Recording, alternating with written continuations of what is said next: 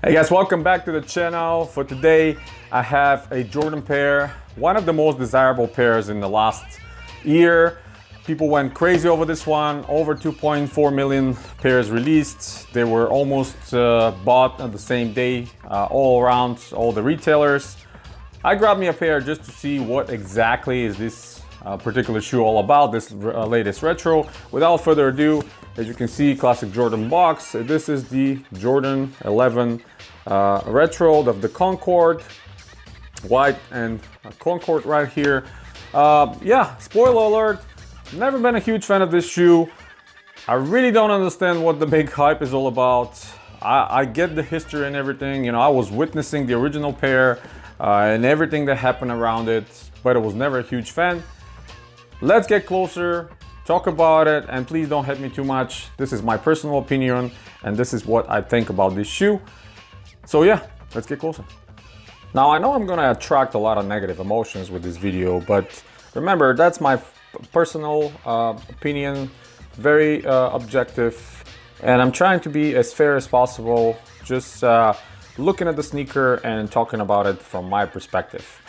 All right, as you can see, classic Jordan box they just brought back. And in front of you, we have the Air Jordan 11 Retro, the white and black Concord. Retail for $220, but with all the taxes and everything else, these came out about $245, $246. So right off the bat, a lot of money for a sneaker that came over 20 years ago. And that really doesn't make me happy at all. Maybe I mentioned that before when the Lows released several years back, but I was never a huge fan of this model.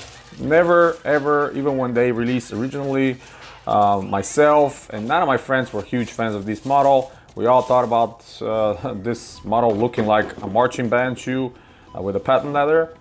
I know Nike and all the big fans are praising that model, was like super revolutionary, but for me, that was not the one I really liked. Most of you know my favorite Jordan model is Jordan 8. And one other thing, when I saw these in stores back in the day, is when I flipped them back and I saw the carbon fiber plate, which was a little bit different color back in the day, I immediately thought that Jordan brand copied the graphite from Reebok. Obviously at that time, I didn't even think that graphite was just a marketing name from Reebok, but the basis is just carbon fiber. So there is no really royalty on carbon fiber. Anybody can put it on, but took Nike 3-4 more years to put it on a basketball sneaker after Reebok. So that was my initial thought. And the other thing was the shoe was very simplistic, just black and white with little hints of Concord, where almost pretty much all of previous Jordan models were a combination of a lot of colors. That's why I really like Jordan 8, Jordan 7, Jordan 6. They had so many different colorways and different color combinations that it really made the shoes different, unique than anything else out there.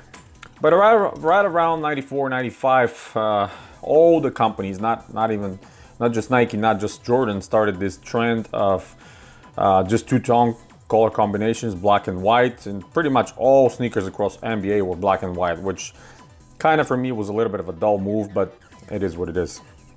So on to these, you know, obviously these are the best retro versions of the original shoe. All the previous generations were off at some and out of detail. There's a lot great videos by several YouTubers you can watch and see all the details that they have the original pairs, but I'm gonna talk about this shoe from my perspective, how I remembered it, and what I think it's good and what it's bad about it. You know, let's get over with the bad things first. I think the patent leather cut could have been a lot better and thicker and nicer. You know, genuine, obviously it's good compared to the previous editions, but at the same time, I believe that the 2016 Black Concord, or what you guys call the Space Jams, had a little bit of a thicker patent leather. It was nicer, and you can actually see, you know, the grain, because the whole shoe is black, kind of outlined white, just like the original. It looked a lot better. I mean, these are nice, you know, obviously, again, I'm glad that they chose to put genuine leather and patent it, but at the same time, it would have been nice to be thicker. One other thing, they added genuine leather here on the heel, which again, it's an interesting choice from them, but at the same time, I appreciate it. I'd rather have a genuine materials than synthetics. And we have the 45 on the back. Again, this color, it's much softer because of the genuine leather. And we have the Cordura white pieces here on the overlay. Obviously, we have the hints of the Concord, just like the outsole. One thing I immediately noticed, the padding is very, very thin. I mean, I remember, and maybe I'm mistaken, maybe I have a different perception of how they were back in the day, but I think the padding in the old days were a lot more significant. This is extremely thin. I mean, look and see it. It's a thin padding. One thing to notice is they preserved the Nike Air on the insole. And again, I'm gonna have to fight with these stickers there they put for the sizing. Label in the back. You guys probably seen millions of those videos, and most of you probably have these shoes. They released by unconfirmed numbers around 2.2, 2.3 million units.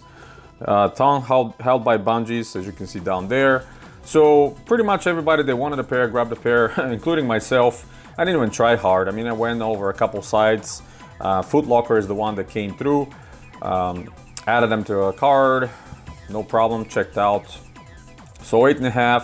For some reason, I feel like the midsole is a little bit more dense than previous generations. Again, the low that I have seems a little bit softer. At the same time, they're not uncomfortable. You know, it takes a little bit of a break time to break that patent leather, but again, being genuine, I think it's going to be faster.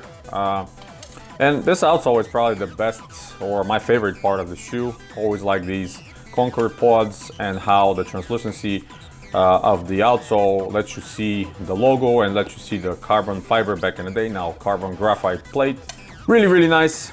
And the tone is super clean, nothing on it on the outside except, you know, Jump and Jordan right there. Kind of a step down from Jordan brand to releasing these kind of boxes. You know, all the previous retros in the last couple of years have released a little bit more fancier and nicer boxes. At least for, you know, for the prices you pay, you would expect that. But now it's just a regular Jordan box. At least the shoe trees are these Concord plastic ones and not just the paper ones. But you know, overall the shoe is okay. Does it worth $220 plus tax? Absolutely not. I think this is one of the biggest ripoffs, and Nike and Jordan brand are trying to bank on the hype and all that stuff. You know, realistically, this shoe should have been $190, just like all the other ones. And they should let you use coupons and stuff like that, so you can get them under retail. Because, I mean, $240, I pay $245, you know, after taxes. It's quite a lot, you know. And I really don't see myself wearing these shoes anytime soon. I'm gonna let them sit for a little bit so the time can pass and they can become more desirable, and maybe sell them in the future. I don't know. Again, I really don't see myself wearing these. Never been a huge fan of the model. Never been someone that will absolutely wear these or desire them or consider them a Grail. I know a lot of people consider them a Grail, but I'm not one of them. I wish that the 45 on the back was screen printed like the original one, so this will not peel off. I think the more you wear them, this 45 will just continue to chip and peel off. Screen printed would have been a lot nicer, which, you know, it's a technology where the actual paint is inside the fabric and this is just overlay. At least they fixed the direction of the Jumpman. Now both of them face forward, which much nicer and just like the original one. But yeah, I understand the appeal and why people like this shoe and why a lot of people think that it's great. You know, it's a simple, clean shoe. Has a lot going for it as a technology. You know, back in the day, Phylon midsole, full-length air unit, patent leather, carbon fiber. There was a lot of things that Nike and Jordan brand now were doing it. I really like that they put the nice thick and round laces. Some of the previous generations had a little bit of the thinner ones. They went and preserved these the way they were. They're gonna continue to release these Jordan 11 retros. You know, probably the next couple of years we're gonna see the cool grays, we're gonna see the black and red playoff ones. and people will continue to buy them for these prices, you know. Again, I'm to blame as well because I dropped my money in their pockets as well, because further down the line in a couple years, you know, I'll be able to sell these over the retail price. It's one thing about the Jordan 11, the prices never drop below the retail, and they're always desirable. That's probably one of the things. But again, I really don't see myself wearing them. I'm sorry and I apologize for this review, you know, this video to come a little bit of a negative note.